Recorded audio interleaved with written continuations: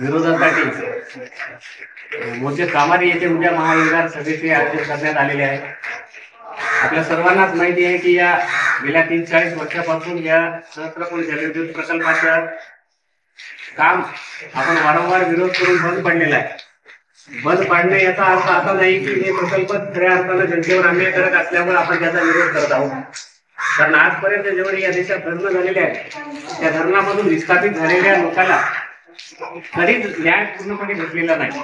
कारण या ठिकाणी 4-5 एकर 2 एकर 10 एकर 20 एकर वाले जे शेतकरी आहेत त्यांना देशातल्या कुठल्याही धरणाने विस्थापित होण्याची ज्या वेळेला वेळ येते त्यावेळेला विस्थापित झाल्यानंतर त्यांच्यावर जी जीवन जगण्यासाठी संघर्ष करण्याचा जे वेळ येते ते या जगातील कुठल्याच ज्याला काम नाही किंवा जे बेरोजगार आहेत त्याच्यापेक्षा जास्त भयंकर महावेळ आहे।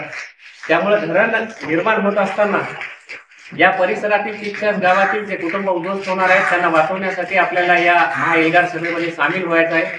कारण जेवढे आपण जास्तीत जास्त संख्येने सामील व्हाल तेवढाच या सरकारवर आपण दबाव निर्माण करण्याचा प्रयत्न करणार आहोत।